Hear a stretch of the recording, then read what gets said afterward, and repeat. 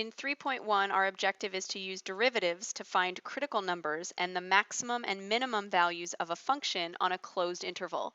Let's begin with extrema on an interval. Extrema means the extreme values. That means the minimum and maximum values. F of c is the minimum, could be called the absolute or the global minimum, of f on I, an interval I, if f of c is less than or equal to f of x for all x in that interval I. F of c is the maximum, could be the absolute or global maximum, could be how it's called, of a function on an interval if f of c is greater than or equal to f of x for all x in that interval. Now, what does this really mean? Well, f of c, those are the y values. It's the y value that we define as the minimum or the maximum.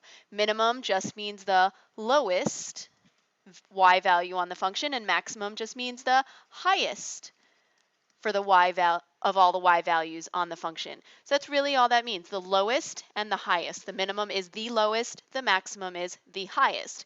Let's look at some examples where we need to find the absolute extrema for the graph for the function. Now I skipped relative because we'll get there. Let's start with just finding the absolute extreme values. And at the same time, we'll give the location for each. So I'm looking in this graph for the minimum. That's the lowest in the graph. So the y, which goes up and down, I'm looking for the lowest of all the y values, and the lowest that this graph goes is to about right here, and that's the y value that reaches approximately -4.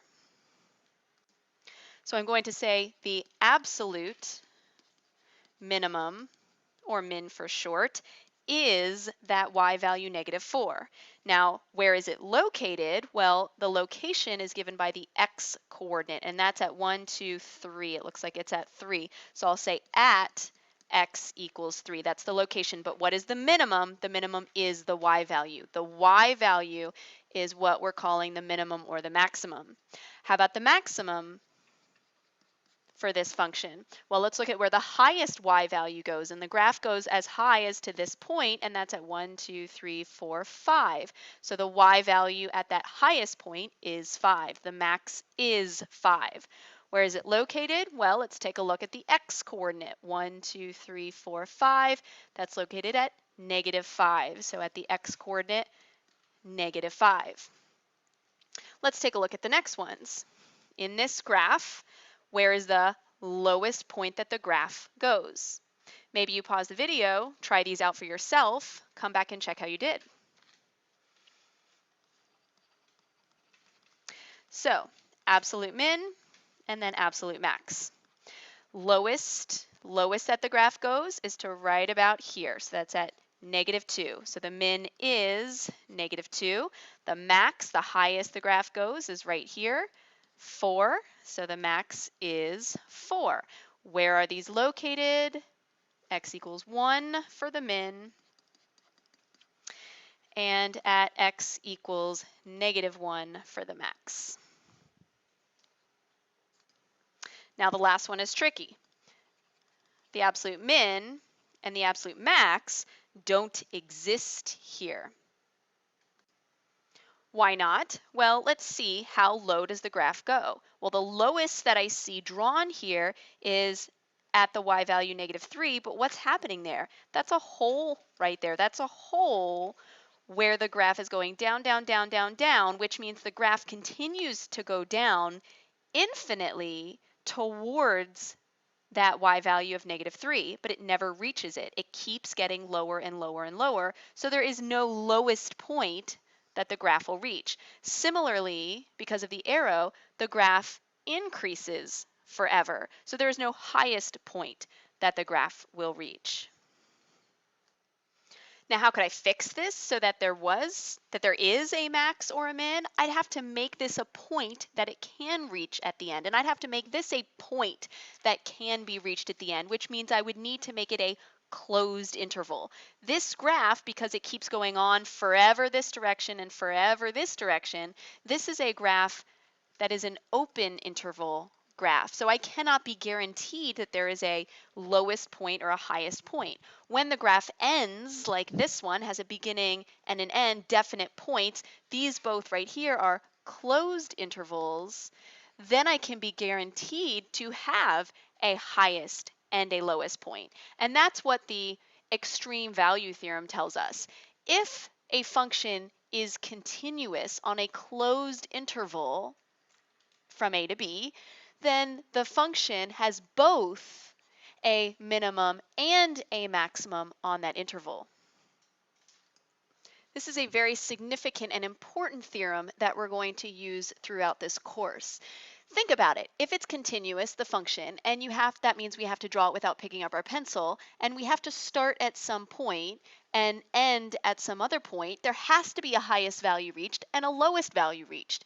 Even if we start at one point and go straight across, that highest and lowest point happens to be the same thing, yet it still is reached. For a continuous function on a closed interval, we will have both a minimum and a maximum. Those are guaranteed. Now let's talk about the relative extreme values, or relative extrema. These are the relative or local extreme values. We could use either name for that. So technically we say this: if there is an open interval containing C on which f of C, so C is an x value, on which f of C is a minimum, then f of C is called a relative minimum of f.